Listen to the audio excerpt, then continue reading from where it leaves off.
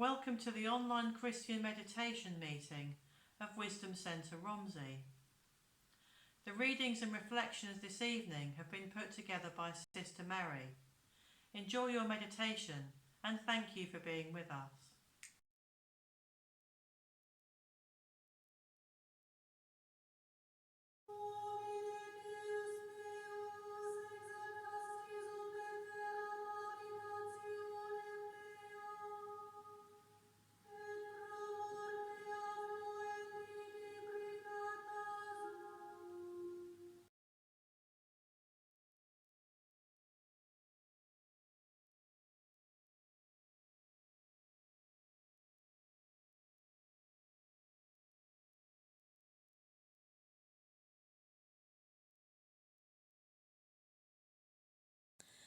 Like many organisations, we have had to cancel or postpone many events because of COVID-19. In our programme for this year at Wisdom Centre, we had planned to have a Passover meal to celebrate this Jewish festival. The Passover is the base of the present Holy Thursday liturgy. In fact, many of us had already booked a place at this special meal. Circumstances made us forfeit this, so instead Sister Mary offers some reflections using some of the readings that have been prepared for this event, along with her own thoughts on how the readings may help us to reflect on the COVID-19 pandemic.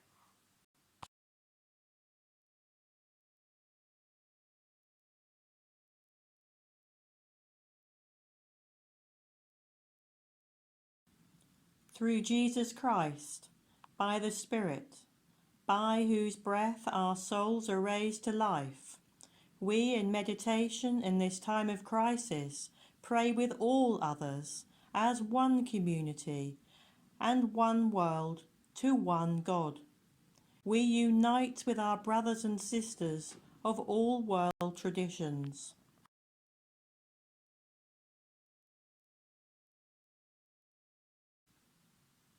With God is wisdom and understanding. May our ears be attentive. May the meditation of our hearts be for understanding. Through Christ may we seek and find you, acting only according to your will. May we follow his teaching, seeking also the wisdom of the Holy Fathers and Mothers. We commit to love of earth, faithfulness, community, stability, peace and justice making.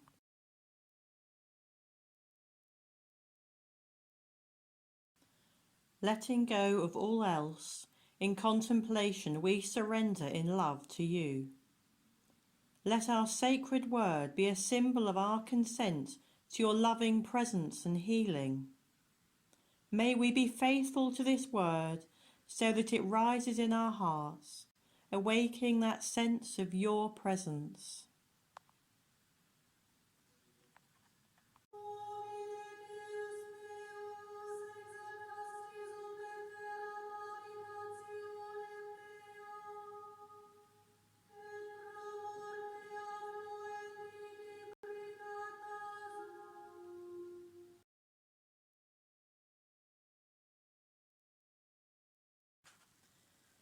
Mary has chosen a scripture reading from John, chapter 13, verses 1 to 15.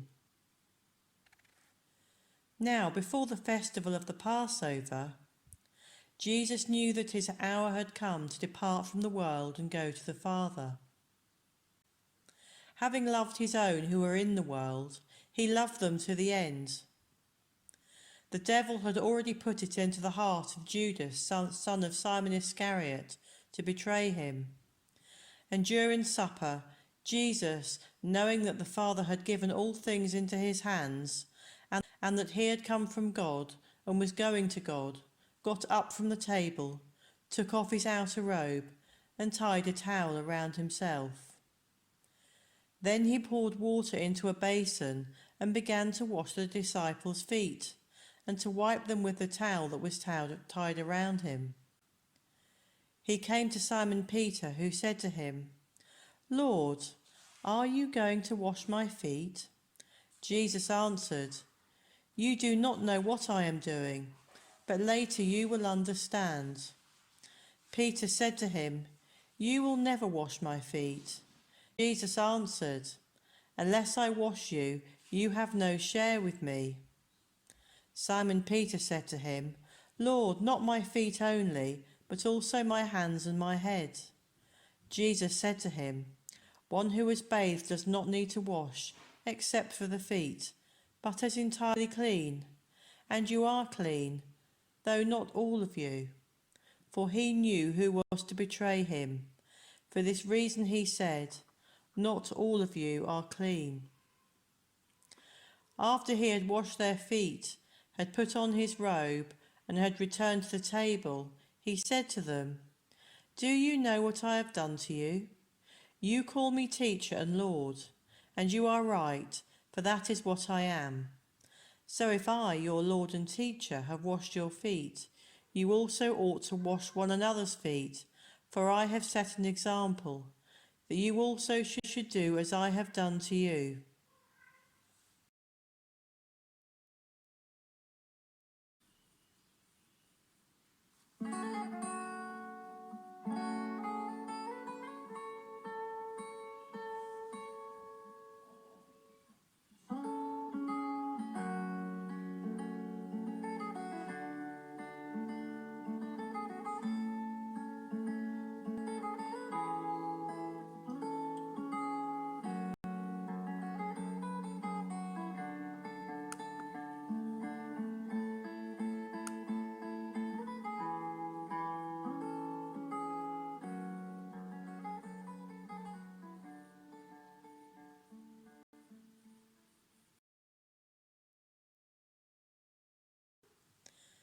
Mary shares a reflection entitled "God in an Apron" by Macrina Vedica, Mary's favourite spiritual author. Supper was special that night. There was both a heaviness and a holiness hanging in the air. We couldn't explain the mood. It was sacred, yet sorrowful. Gathered around that table, eating that solemn holy meal seemed to us the most important meal we had ever sat down to eat. We were dwelling in the heart of mystery. Through dark, the night of hope felt right, as if something evil was about to be conquered. And then suddenly the one we loved startled us all. He got up from the table and put on an apron. Can you imagine how we felt? God in an apron. Tenderness encircled us. As he bowed before us, he knelt and said, "I choose to wash your feet because I love you." God in an apron, kneeling. I couldn't believe my eyes. I was embarrassed until his eyes met mine. I sensed my value then. He touched my feet. He held them in his strong brown hands. He washed them. I can still feel the water. I can still feel the touch of his hands. I can still see the look in his eyes. Then he handed me the towel and said, "As I have done, so you must do. Learn to bow, learn to kneel. Let your tenderness encircle everyone you meet. Wash their feet, not because you have to, but because you want to." It seems I've stood 2,000 years holding the towel in my hands. "As I have done, so you must do," keeps echoing in my heart. There are so many feet to wash, I keep saying. No, I hear God's voice resounding through the years. There are only my feet, and what you do for them, you do for me.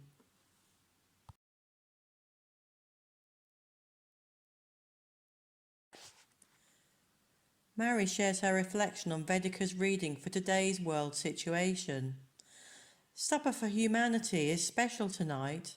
These days all suppers are special. There is both a heaviness shown by the lack of equipment, starving people, loss of jobs, people dying, and a holiness shown by people's efforts to cooperate, to go the extra mile, to be patient, to thank, to work together. Both heaviness and holiness are hanging in the air. The mood is both sacred yet sorrowful. Gathered around this table, The table of humanity is everyone. Each person is there with equal dignity regardless of culture, religion, financial status, type of work. Eating that solemn holy meal seems to me the most important meal we have ever sat down to eat. So we are dwelling in the heart of mystery. Through dark the night hope feels right, as if something evil is about to be conquered. And then suddenly the one we love startles us all. The nurse, doctor, pharmacy worker, ambulance driver, carer, shop assistant, they all get up from the table and put on an apron. God is seen through my brother and sister in an apron. Tenderness encircles us as they bow before us. They kneel and say, I choose to wash your feet. I choose to work tirelessly. I choose to put my life on the line. I choose to think positively. I choose to follow the government instructions because I love you. God in an apron kneeling. We can't believe our eyes. I am embarrassed until their eyes meet mine. At the door, in the community, on the phone, in my emails. I sense my value. They metaphorically touch my feet, and they really touch my heart. They hold my feet in their strong brown hands. They wash them. I can still feel the water. I can feel the touch of their hands.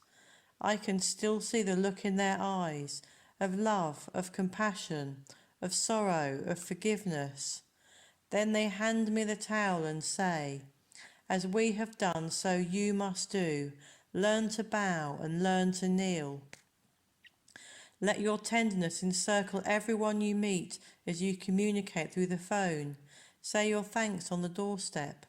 Online courtesies through the mass media. Wash their feet, not because you have to, but because you want to. I am standing holding the towel in my hands. As I have done, so you must do, keeps echoing in my heart. There are so many feet to wash, I keep saying. No, I hear God's voice resounding. There are only my feet. What you do for them, you do for me.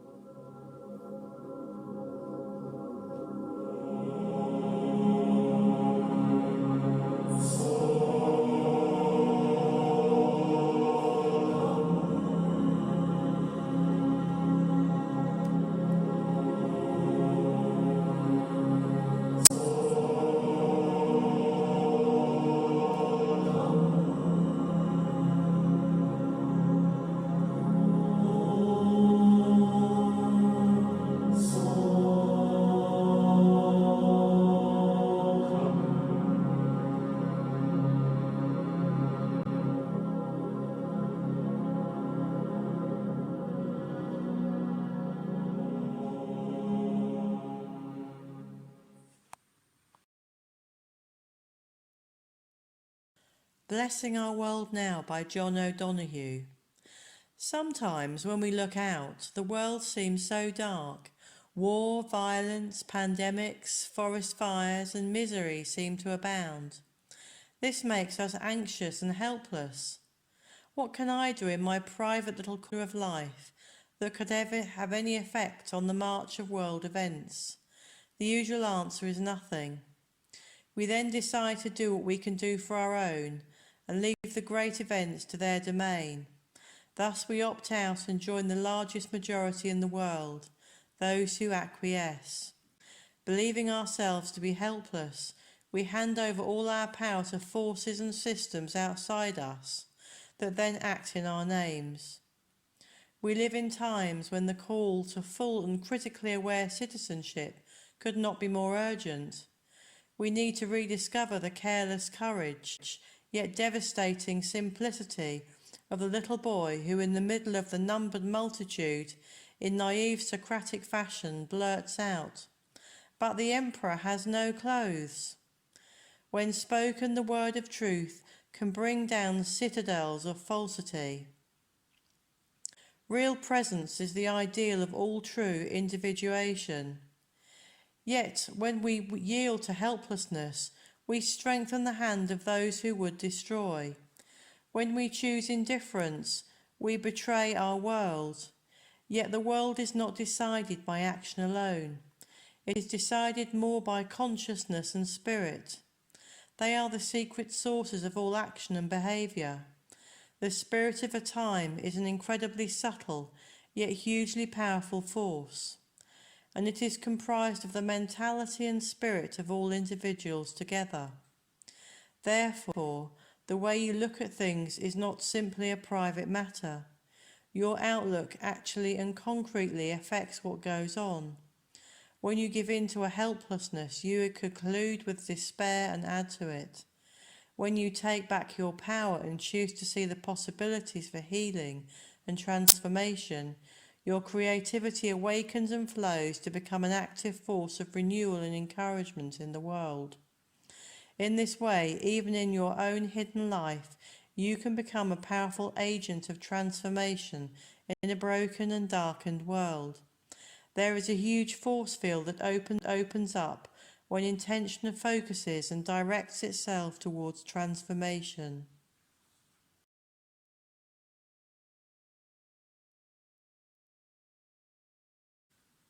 Closing prayer. Through Jesus Christ, by the Spirit, by whose breath our souls are raised to life, we, in meditation in this time of crisis, pray with all others, as one community and one world, to one God. We unite with our brothers and sisters around the world. Moments of your personal prayer follow. Amen.